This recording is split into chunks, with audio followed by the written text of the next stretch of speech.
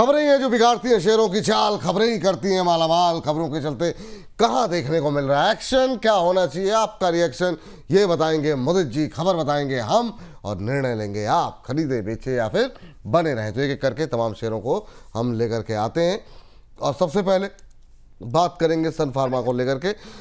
सन pharma पे जहाँ पर खबर निकल करके आई है कि भारत का GLP-1 दवा बाज़ार जो है वो तेज़ी से बढ़ने वाला है। आपको बता दें कि ख़ास तौर से जो वेट लॉस और डायबिटीज़, उसका पेटेंट जो है उस दवा का यहाँ पर ख़त्म होने की खबर यहाँ पर निकल करके आई है और पेटेंट ख़त्म होते ही कम से कम 15 जेनरिक दवाएं जो हैं वो बाज़ार में आ चुकी हैं। आज आधे % के आसपास की अभी गिरावट देखने को मिल रही है। सर, क्या व्यू रहेगा आपका जो है अभी सन फार्मा को लेकर के, क्या टिप्पणी रहेगी सर? सर व्यू पॉजिटिव है और मरहम पे दवाई लगा रहा है ये। और मैं यही बोलूंगा कि स्टॉक में काफी करेक्शन हुआ 1840 से 1740 के पास बॉटम बनाने के बाद स्टॉक पे जो बाइंग देखने को मिली। और आज निफ्टी में जहां 500 पॉइंट का करेक्शन है, स्टॉक फ्लैट टू नेगेटिव है, ऑलमोस्ट 0.2% की करेक्शन दिखा रहा है। व्यू बहुत पॉजिटिव है, अच्छा बाउंस बैक यहाँ से आना चाहिए। 1820 तक के अपसाइड मूव के लिए सन फार्मा तैयार हो चुका है, तो यहाँ पर एक बार खरीदारी करके चल सकते हैं। 1750 का स्टॉप लॉस रहेगा, 1820 के टारगेट नजर आते हैं। बाय एंड होल्ड करने की सलाह है। बाय एंड होल्ड करने की सलाह है। ये बात सन फार्मा पे लेकर के निकल के आई है। अगली कंपनी जरा स्क्रीन पर लेकर के आ जाइए और देखते हैं वहाँ पर क्या गतिविधि। HDFC बैंक लगातार जो है इस पर हमारी निगाहें बनी हुई है। HDFC बैंक पे ग्रुप हेड समेत टॉप 3 एग्जीक्यूटिव्स को जो है बाहर का रास्ता दिखाया गया। स्विट्जरलैंड के क्रेडिट स्विस बैंक के AT1 बॉन्ड की मिस सेलिंग का आरोप यहाँ पर इन पर लगा है। 3.5% की गिरावट। संपत कुमार जो कि ग्रुप हेड हैं ब्रांच बैंकिंग के, इन पर जो है निगरानी में चूक का आरोप लगाया गया है। इसके अलावा जो है Harsh Gupta, executive vice president Middle East और अफ्रीका बिजनेस के, इनको जो है भी हटाया गया है। और साथ ही साथ एक और नाम जो कि को हटाया गया है, स्विस बैंक के करीब $20 अरब के AT1 बॉन्ड को पूरी तरीके से राइट ऑफ जो है यहाँ पर किया गया है। 3.5% नीचे सर, यहाँ पर लगातार जो है प्रेशर बढ़ता हुआ, आज भी प्रेशर बना हुआ है। आपकी टिप्पणी HDFC बैंक पे क्या होगी? तो देखिए, हम काफी दिनों से देख रहे थे, इवन हमने तो रिकमेंडेशन भी दिया, बाय रिकमेंडेशन। और हमारे क्लाइंट्स के पास अभी भी हम होल्ड करवा रहे हैं जहां पर हमारे पास कोई भी क्वेरी आ रही है। तो देखिए, हमें लग रहा था कि स्टॉक में बाउंस, निफ्टी में बाउंस, बैंक निफ्टी में बाउंस, लेकिन क्या हो रहा था, कहीं ना कहीं मार्केट ज्यादा सेंसिटिव है और वो ये सारी चीजें डिस्काउंट कर रहा था, इसीलिए हर हाई से स्टॉक में और बैंक निफ्टी में सेल ऑफ देखने को मिल रहा था। अब ये सारी चीजें ओपन हो चुकी हैं तो कोई बड़ी बात नहीं है, 1-2 दिन और स्टॉक में सेल ऑफ देखने को मिले। इस हद तक नहीं, हो सकता है 10 रुपए 5 रुपए और यहाँ से करेक्शन देखने को मिले, लेकिन लोअर लेवल से जरूर बाइंग होनी चाहिए। और कोई बड़ी बात नहीं है, इसकी रिकवरी के साथ साथ मार्केट में भी रिकवरी देखने को मिले। देखिए, हम नेगेटिव सोच नहीं सकते, खराब सोचने की जरूरत नहीं है। अगर सोचना ही है तो हमें पॉजिटिव ही सोचना चाहिए। और अगर अच्छे वैल्यूएशन पे कोई स्टॉक मिल रहा है तो हमें लगता है डेफिनेटली उसको पोर्टफोलियो में जगह देनी चाहिए। तो ये चॉइस आपका है, डिसीजन आपका है। हमारे व्यू के हिसाब से हमारा बाय रिकमेंडेशन अभी भी इंटैक्ट है। बिल्कुल इस स्टॉक को बाय एंड होल्ड करके चलना चाहिए, अच्छा बाउंस बैक देखने को मिलना चाहिए। अच्छा बाउंस बैक देखने को मिलना चाहिए। एक और बैंक भी लेकर के आ जाएं, जो है यहाँ पर लेकर के आइए जरा स्क्रीन पर। IDBI बैंक OFS के जरिए पब्लिक शेयर होल्डिंग बढ़ाने पर विचार कर सकती है सरकार। ये एक रिपोर्ट के जरिए यहाँ पर जो है खुलासा होता हुआ दिखाई दिया है। फिलहाल IDBI बैंक में पब्लिक फ्लोट सिर्फ 5.29% के आसपास है। बेहद कम फ्री फ्लोट के चलते शेयर के सही वैल्यूएशन नहीं चल पाता है। ये तमाम बातें सरकार की तरफ से और एक रिपोर्ट के माध्यम से कही गई हैं। सर, अभी 6-7% टूटा हुआ है IDBI बैंक, क्या यहाँ पर भी जो है कोशिश करनी चाहिए एवरेजिंग की या नई खरीदारी की? जिनके पास है उनके लिए क्या सलाह देंगे आप? देखिए, जिनके पास है 65 के नीचे आपको संभालना ही नहीं है, आपको एग्जिट कर देना है, क्योंकि एक लेवल तो लेना पड़ेगा स्टॉक के लिए। और या फिर स्टॉक कोई एक्स्ट्रा एडवांटेज हो या फिर बहुत हैवी वेट काउंटर हो कि बिना इसके कुछ हो नहीं सकता, तो इसलिए 65 का इंपॉर्टेंट सपोर्ट है। तो 65 के एसएल से आप होल्ड करके चल सकते हैं, कोई भी नया बाय करने की सलाह नहीं है। 65 कहीं भी ब्रेकडाउन हो, पोजीशन से एग्जिट कीजिए। जो अभी जिनके पास भी पोजीशन है, इंपॉर्टेंट एसएल 65 का रहेगा। एक छोटा सा बैंक और यूनियन बैंक की बात कर लेते हैं। प्राइवेट प्लेसमेंट के जरिए यहाँ पर 3,000 करोड़ रुपए जुटाने की खबर आ रही है। बेस इशू के साथ 4,500 करोड़ के ग्रीन शू ऑप्शन भी इन्होंने जारी किया है और यहाँ पर करीब 7,500 का कुल जो है इनका इशू जो है वो होता हुआ दिखाई दे रहा है। सर 3.5% नीचे, 250 के आसपास, 170 के आसपास ट्रेड करता हुआ यूनियन बैंक। सब लोगों को अब बैंकों से डर लग रहा है। आप भी बैंकों से क्या दूरी बनाने की सलाह दे रहे हैं अभी? नहीं सर, बिना बैंक के तो घर नहीं चलता। चाहे यूपीआई करना हो या फिर कैश विड्रॉल हो, चाहे किसी भी बैंक का अकाउंट हो, तो बैंक तो आजकल बेसिक नेसेसिटीज है हमारी लाइफ की। तो नो डाउट हायर लेवल से स्टॉक में करेक्शन हुआ है और पैटर्न भी बेयरिश साउंड कर रहा है। ध्यान से सुनिए, पैटर्न बेयरिश साउंड कर रहा है, लेकिन आज मार्केट की रिकवरी में रिकवरी हुई है। हेड एंड शोल्डर पैटर्न बनाया है जो बेयरिश है, लेकिन नेक लाइन का ब्रेकडाउन नहीं दिया है। तो जिन्होंने शॉर्ट पोजीशन सुबह बनाई होगी उनको ट्रैप कर सकता है ये स्टॉक, और बाउंस बैक में 190 रुपए तक के लेवल्स दिखा सकता है। तो आपको क्या करना है, अभी पूरी तरह से क्लैरिटी नहीं है कि बाउंस बैक आएगा या नहीं आएगा, लेकिन जिसके पास पोजीशन है 162 के एसएल से आप होल्ड करके चल सकते हैं। कहीं भी एक 174 के ऊपर क्लोजिंग आई, 174 के ऊपर अगर बाइंग आ गई स्टॉक में, तो फिर 190 तक के अपसाइड मूव देखने को मिलेंगे। तो व्यू हमारा स्लाइटली पॉजिटिव है, लेकिन नया बाय 174 के ऊपर करेंगे। जिसके पास अभी पोजीशन है 162 के एसएल से होल्ड करके चल सकता है। इस बीच देश में कोयले का रिकॉर्ड प्रोडक्शन हो रहा है, रिकॉर्ड उत्पादन हो रहा है। ये जो है प्रधानमंत्री जी की तरफ से कहा गया। अभी कोल इंडिया पे भी बात कर लेंगे सर। और रिन्यूएबल एनर्जी को लेके काफ़ी ज़्यादा बातचीत प्रधानमंत्री की तरफ से कही जा रही है लोकसभा के अंदर।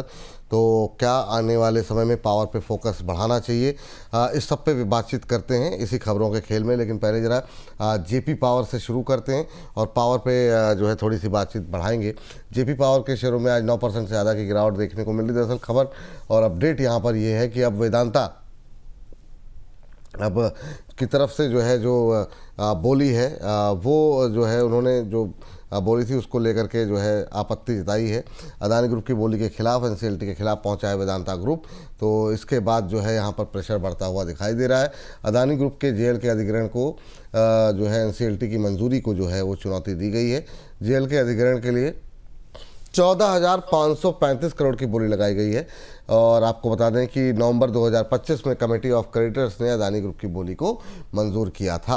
आज जैसे ही जब ये बाजार खुलने के साथ ही प्रेशर बढ़ता हुआ दिखाई दिया है जेपी पावर पे 10% 9% के आसपास की अब गिरावट। सर अगर आप ट्रैक करते हो तो जेपी पावर पे क्या व्यू रहेगा? अब नया डेवलपमेंट हो रहा है उसके चलते प्रेशर देखने को मिल रहा है, आपकी टिप्पणी क्या रहेगी जेपी पावर पे? तो व्यू नेगेटिव है, पहले भी नेगेटिव ही बोला था, और हमने हमारा व्यू तो स्टॉक में नेगेटिव है। स्टॉक में 11 रुपए तक की डाउन साइड आनी चाहिए, और लास्ट 2 सेशन में जो 17 रुपए से था स्टॉक आज 15 रुपए पर ट्रेड हो रहा है और करेक्शन दिखा सकता है। देखिए, मैं थोड़ा सा फिर आपको स्लाइटली डाइवर्ट करूंगा। टाटा पावर की तरफ आप जा सकते हैं। आज के सेशन में स्टॉक में अच्छा करेक्शन हो गया है, सब कुछ जो होना था आ चुका है। हमें लगता है ये एक फिर खरीदारी का मौका है। 383 का आज के सेशन में लो लगाया है स्टॉक ने, और अभी 388 पर ट्रेड होता हुआ नजर आ रहा है। तो मैं यहाँ पर फिर खरीदारी की सलाह दे रहा हूँ। 388 रुपए पर बाय करके चलिए। 410 436 के टारगेट फिर एक बार देखने को मिलेंगे, और यहाँ से स्टॉप लॉस लेके चलना है 375 का। सो 375 के एसएल से फ्रेश टाटा पावर में लॉन्ग करके चल सकते हैं 410 436 के टारगेट के लिए। जेपी पावर किसी के पास भी पोजीशन है, इमीडिएट एग्जिट करने की सलाह है। ठीक, टाटा पावर 410 436, क्योंकि रिन्यूएबल एनर्जी पे काफ़ी भी बातचीत पीएम भी कर रहे हैं।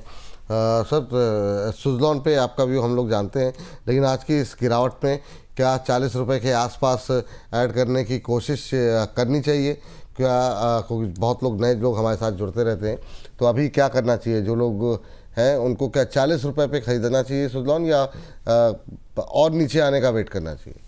नहीं सर, 38 का स्ट्रिक्ट एसएल है, 38 रुपए के एसएल से बाय एंड होल्ड। जिन्होंने 42 पे खरीदा है वो यहाँ पर एवरेज कीजिए, 41 पे खरीदा है वो भी एवरेज कीजिए। 38 का स्ट्रिक्ट एसएल रहेगा। बाउंस बैक में 48 और 52 के टारगेट बिल्कुल इंटैक्ट है। और ये सर पावर में अदानी पावर पे आपका व्यू भी जानना चाहेंगे। और आखिर में जो है पावर को लेकर के एक वो भी, क्योंकि पावर एक ऐसी चीज़ है सर जिस पे मतलब काफ़ी ज़्यादा चर्चाएं हो रही हैं। अदानी पावर पे अभी क्या व्यू है? ये भी 2-2.5% ही टूटा है, हालांकि बहुत सारे शेयर आज हम देख रहे हैं 5-5, 7-7%, 8-8% टूटे हुए हैं। अदानी पावर पे अभी क्या करना चाहिए? सर अदानी पावर को भी यहाँ पर खरीदने की सलाह दे रहे हैं। ₹148 CMP है। स्टॉप लॉस लगाएंगे 141 का, ₹7 नीचे का एसएल लगाएंगे। टारगेट वही रहेगा हमारा 158 और 163। ये दोनों टारगेट्स के लिए फिर से एक बार अदानी पावर इन लेवल्स पे लॉन्ग करने की सलाह है। देव वाली बात यहाँ पर निकल करके आई है। और इन सब के बीच में एक और जो है सर महत्वपूर्ण जो है खबर लेना चाहेंगे आपसे। सर अदानी पावर के अलावा पीएफसी को लेकर के आज पीएफसी और आरईसी भी ज़रा कवर कर लीजिए। इसको लेके बहुत लोगों की आज हमारे दर्शकों की तरफ से डिमांड आई हुई है। आप कैसे देख रहे हैं पीएफसी को? लोअर लेवल से रिकवर करने की कोशिश कर रहा है, दोबारा पीएफसी 400 के नज़दीक जाने की कोशिश में। आपकी टिप्पणी क्या होगी सर? देखिए आरईसी का मर्जर पीएफसी में होगा तो खरीदना आपको पीएफसी है। अगर यहाँ पर खरीदना चाहते हैं और हमारा व्यू पॉजिटिव है, हम पीएफसी को यहाँ बाय करने की सलाह दे रहे हैं। स्टॉक ने अपना फ्लैग पैटर्न कंप्लीट कर लिया है और अब यहाँ से बाउंस बैक ही देखने को मिलना चाहिए। 397-98 सीएमपी है, लॉन्ग करने की सलाह है। 440 तक के अपसाइड मूव पीएफसी में नजर आते हैं। कोई बड़ी बात नहीं है, 1 दिन 2 दिन 5 दिन में ये लेवल देखने को मिले, क्योंकि जिस तरह से न्यूज बन रही है कभी भी अब कोई भी पॉजिटिव अनाउंसमेंट आ सकता है तो ये स्टॉक आउट परफॉर्मेंस दिखा सकता है। तो इन लेवल्स पे पीएफसी जरूर आपके पोजीशन में होना चाहिए। बाय करने की सलाह है। 440 तक के अपसाइड मूव के लिए स्टॉप लॉस रहेगा 382 का। ये बात यहाँ पर जो है निकल करके आई हुई है। और इस बीच सर अगर इन सब में से और भी सब, चूँकि 1-2 शेयर हमको डिस्कस करने हैं, तो ये बताइए कि JP power, Tata power, Suzlon, Adani power, PFC, REC या और भी पावर सेक्टर को लेकर के जो आपका व्यू जो है, अगर जो ठोक वाले होते हैं आपके शेयर उनमें से अगर 2-3 हो तो वो कौन से होंगे? और कोई अवॉइड लिस्ट वाले भी हैं क्या पावर में जिनको बिल्कुल पूरी तरीके से अवॉइड, जैसे जेपी पावर किया अभी आपने? देखिए मैं एक चीज बोलता हूँ, पीएफसी पे कोई न्यूज आ सकती है तो पीएफसी तो न्यूज बेस्ड बाइंग हो सकती है, तो इसलिए मुझे नंबर 1 पे पीएफसी को रखना पड़ रहा है। अगर इसके अलावा एक नॉर्मल सिनेरियो की अगर आप बात करते हैं कि ये 4 स्टॉक है उनमें से कौन सा नंबर 1 रहेगा, तो डेफिनेटली नंबर 1 टाटा पावर रहेगा, नंबर 2 सुज़लॉन रहेगा, थर्ड काउंटर के लिए मैं अदानी पावर को चूज करूंगा और फोर्थ काउंटर पीएफसी रहेगा। लेकिन पीएफसी न्यूज बेस्ड है तो न्यूज कभी भी आ सकती है, तो इसलिए मैं यहाँ पर नंबर 1 पीएफसी को दे रहा हूं। अदरवाइज सारे सीक्वेंस मेरे सेम है। इसके बाद टाटा पावर, देन उसके बाद सुज़लॉन, देन उसके बाद अदानी पावर। चलिए ठीक, ये बात यहाँ पर निकल के आ रही है। और इस बीच एक और बड़ी खबर निकल करके आ रही है। बड़ी खबर, रुपए में फिर से गहराई है गिरावट। रुपया अब देखिए 93 रुपये, अब 94 की तरफ बहुत तेज़ी से बढ़ता हुआ। तो ऐसा लग रहा है कि अब ये 94 का लेवल क्या आज ही हो जाएगा टेस्ट। जिस तरीके से अब 93 रुपये 93 पैसे पर डॉलर के मुकाबले रुपए की कीमत होती हुई दिखाई दे रही है, तो 2 बड़े नेगेटिव जो है सेंटिमेंट या ट्रिगर भारतीय बाज़ारों के लिए। एक, जिस तरीके से रुपया कमज़ोर होता हुआ डॉलर के मुकाबले, और फिर से रिकवरी आ रही है ब्रेंट क्रूड में $114 पर बैरल पे क्रूड पहुंचता हुआ। तो कच्चे तेल का बढ़ना और रुपए का नीचे जाना क्या आज मतलब आखिरी के घंटे में कहीं टेंशन बढ़ाएगा, या जो रिकवरी आ रही है बाज़ार में वो कंटिन्यू रहेगी, वो एक अभी भी चिंता का विषय बना हुआ है। लेकिन इन सब के बीच में अगली कंपनी लेकर के आ जाइए फटाफट और देखते हैं वहाँ पर क्या कुछ अपडेट निकल करके आ रही है। इस वक्त की बड़ी खबर लेकिन ये इस वक्त की है। फोर्स मोटर में खबर ये आ रही है कि फोर्स मोटर और गॉडफ्रे फिलिप्स में फेंडो के में, अब ये फेंडो में शामिल हो रहे हैं सर ये शेयर। तो इन दोनों पे फटाफट आपकी राय जानना चाहेंगे। फोर्स मोटर और गॉडफ्रे फिलिप्स अभी क्या सलाह रहेगी? आज फोर्स मोटर में करीब 6.25% के आसपास की गिरावट देखने को मिल रही है। देखिए फोर्स मोटर या गॉडफ्रे फिलिप्स ये नए जो F&O के सेगमेंट में आ रहे हैं, तो इसमें कुछ ऐसा कोई मैजिक देखने को नहीं मिलेगा। इंपॉर्टेंट ये है, मार्केट का सेंटीमेंट बहुत खराब हो रहा है, और अगर सेंटीमेंट खराब रहेगा तो सारे स्टॉक में करेक्शन आएगी। तो फोर्स मोटर हो, गॉडफ्रे फिलिप्स हो, या और भी ऑलरेडी जो एग्जिस्टिंग F&O स्टॉक्स हैं, तो ऐसा नहीं है कि इसमें कुछ मैजिक देखने को मिलेगा। अभी स्टॉक के अगर स्ट्रक्चर पे बात करते हैं, आज 6-6.5% का करेक्शन स्टॉक दिखा रहा है। बड़े गिरावट के बाद कंसोलिडेशन में भी ब्रेकडाउन ही देखने को मिल रहा है। आने वाले दिनों में 19,500 तक की डाउनसाइड फोर्स मोटर में नजर आती है। दूसरा स्टॉक गॉडफ्राई फिलिप्स की अगर हम बात करते हैं तो स्टॉक के स्ट्रक्चर भी पूरी तरह से चेंज हो चुके हैं, और जिस तरह के चार्ट्स अभी बने हुए हैं 1850 के आसपास ट्रेड हो रहा है। फ्रेश ब्रेकडाउन आज के सेशन में स्टॉक ने दिखा दिया है। यहाँ से और करेक्शन दिखाएगा, 1700 रुपए तक की डाउन साइड देखने को मिल सकती है, तो व्यू नेगेटिव है। और जिसके पास भी पोजीशन है एग्जिट करने की सलाह है। आने वाले दिनों में 1700 रुपए तक की डाउन साइड गॉडफ्राई फिलिप्स दिखा सकता है। जी। इस बीच जो है एक और टिप्पणी जो है ले लेते हैं। और इस बीच के एन फार्मिंग जी कह रहे हैं आज की ऑप्शन कॉल मिलेगी, मुझे समझ में नहीं आ रही है। कह रहे हैं कि अगर नहीं समझ में आ रहा है तो कैंसिल कर दें सर। तो अभी पूछते हैं सर से, सर कोई ऑप्शन कॉल होगी तो बताइएगा। और इस बीच सर एक खबर रह गई थी, वो जो है अभी पीएम ने जो बोला कि रिकॉर्ड लेवल पे कोयले का उत्पादन करेंगे। कोयले को उत्पादन से कोल इंडिया आपको ज़रा एक बार देखिए और क्या व्यू अभी रहेगा। इतनी तमाम तबाही के बीच इस शेयर ने एक महीने के अंदर अगर हम देखें तो 6-7% का अभी भी इस पर पॉजिटिव रिटर्न है, और आज भी बाकियों के मुकाबले थोड़ा कम गिरा है। कोल इंडिया पे आपका व्यू क्या होगा?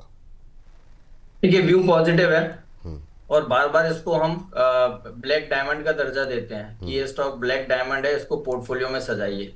और आप देखिए वो डायमंड सही समय पर चमक रहा है, इतनी बड़ी करेक्शन में भी अपने लेवल्स होल्ड कर पा रहा है। और लास्ट एक महीने में आउट परफॉर्मेंस मुझे ऐसा लगता है सारे F&O के अगर स्टॉक्स निकाल लें तो शायद कोल इंडिया ही ऐसा काउंटर होगा जिसने इतना बड़ा अपसाइड मूव दिखाया है पिछले एक महीने में। तो ओवरऑल स्ट्रक्चर अभी भी पॉजिटिव है। जिस तरह के चार्ट्स बने हुए हैं आपके पास पोजीशन होनी चाहिए 430 के स्ट्रिक्ट स्टॉप लॉस के साथ। ये 500 रुपए तक के अपसाइड मूव के लिए कोल इंडिया तैयार हो चुका है। ठीक सर, चलिए एक काउंटर और डिस्कस कर लेते हैं। लास्ट अशोक लेलैंड, अशोक लेलैंड पे जरा फटाफट एक नज़र डाल दीजिए सर। यूके की एक सब्सिडरी कंपनी ऑप्टारे पीएलसी में 375 करोड़ के निवेश को मंजूरी दी गई है। यहाँ पर जो है इसमें जो निवेश होगा वो एक या उससे अधिक चरणों में किया जाएगा। क्या टिप्पणी रहेगी सर? अशोक लेलैंड 4% नीचे, अच्छे शेयर में शामिल किया जाए इसे सर, और किस लेवल पे आप इसमें एंट्री करना पसंद करेंगे? देखिए मैं यहाँ पर बोलूंगा कि 155 150 के आसपास आ रहा है तो बिल्कुल पोजीशन होनी चाहिए। तो जिनके पास ऑलरेडी पहले से पोजीशन है 150 के एसएल से आप होल्ड करके चल सकते हैं। ये अच्छी कैटेगरी का स्टॉक है और बाउंस बैक आएगा मार्केट में तो इसमें सबसे पहले और अच्छा बाउंस बैक देखने को मिलना चाहिए। कमर्शियल व्हीकल में काफी स्ट्रॉन्ग वेटेज ये लगता है कंपनी, तो हमें लगता है कि ये जरूर पोर्टफोलियो में होना चाहिए। 150 के एसएल से अगर आपके पास पोजीशन चल रही है होल्ड करने की सलाह है। 150 152 के आसपास हमारा बाय कॉल भी इस पर जाएगा, तो बिल्कुल आपके पास पोजीशन है अभी होल्ड करके चल सकते हैं। विपुल जी मैं यहाँ पर थोड़ा सा व्यू आपका एक बार गोल्ड और सिल्वर पे लेके जाना चाहता हूँ। हाँ बताइए। और करीब 3 लाख के आसपास, 2,70,000 80,000 के आसपास हर बार हमसे क्वेश्चन पूछा गया और हमने बोला था 225 के से लेकर 175 की रेंज में कहीं भी अगर सिल्वर आएगी तो बाय रिकमेंडेशन रहेगा। और आज 2,05,000 के आसपास का लो बनाई है सिल्वर ने। अब हमारा व्यू पॉजिटिव हो गया है गोल्ड पर भी सिल्वर पर भी। गोल्ड हमें लगता है 125 के आसपास जरूर टच करेगा, वहां से पोर्टफोलियो में जगह देनी चाहिए। ये दोनों ही प्रीशियस मेटल गोल्ड और सिल्वर एक अच्छा यहाँ से बाउंस बैक देखने को मिल सकता है। जो कुछ कार्नेज जो कुछ करेक्शन होना था सिल्वर में और गोल्ड में वो हो चुका है। एक बाउंस बैक बहुत अच्छा बाउंस बैक सिल्वर में देखने को मिल सकता है। तो करंट लेवल पे क्या मतलब बाय करके जाएं सिल्वर और गोल्ड दोनों? बिल्कुल देखिए अभी अगर गोल्ड सिल्वर की बात करते हैं 2,07,000 के आसपास सिल्वर ट्रेड हो रही है। यहाँ पर हम खरीदारी का व्यू दे रहे हैं। हमें लगता है 240 तक का बाउंस बैक सिल्वर में यहाँ से देखने को मिलना चाहिए। 190 के एसएल से बाय एंड होल्ड करके चल सकते हैं। गोल्ड की अगर बात करते हैं 1.33 के आसपास गोल्ड ट्रेड होता हुआ नजर आ रहा है। गोल्ड में एक मैं डिप एक्सपेक्ट कर रहा हूँ 1.30 के आसपास आएगा तो बहुत अच्छे से आप लॉन्ग करके चल सकते हैं। बट थोड़ा बहुत जो रिस्क यहाँ पर भी लेना चाहते हैं तो यहाँ पर भी आप खरीदारी करके चल सकते हैं। बाउंस बैक में फिर एक बार गोल्ड 150 के लेवल को छूना चाहिए। ठीक, ये बात जो है गोल्ड और सिल्वर को भी लेकर के निकल के आती हुई। सर अब आपके डिस्क्लोजर लेने का वक्त आ गया है, तो जाते जाते मैं चाहूँगा कोई डिस्क्लोजर आपकी तरफ से। और कोई ऑप्शन कॉल तो नहीं है ना सर अभी?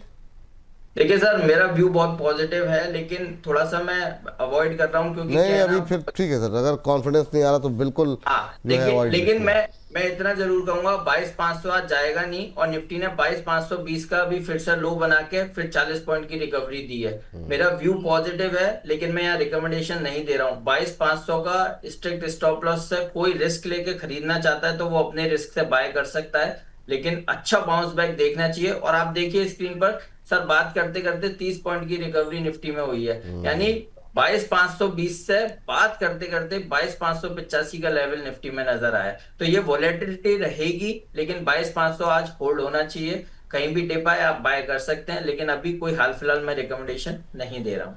इसके अलावा डिस्क्लेमर में जो भी स्टॉक्स पर हमने बात की है, उसमें से किसी भी स्टॉक में हमारी कोई पर्सनल होल्डिंग नहीं है, बट सिमिलर लाइंस पर क्लाइंट्स के साथ व्यूज और रिकमेंडेशंस शेयर करते हैं। जहां भी हमने होल्ड और बाय वर्ड का यूज किया है, तो कोई भी एक्शन लेने से पहले आप अपने फाइनेंशियल एडवाइजर से जरूर सलाह लें। बिल्कुल, तो बहुत बहुत शुक्रिया सर, बहुत बहुत धन्यवाद आज की इस चर्चा में जुड़ने के लिए, अपना महत्वपूर्ण समय देने के लिए।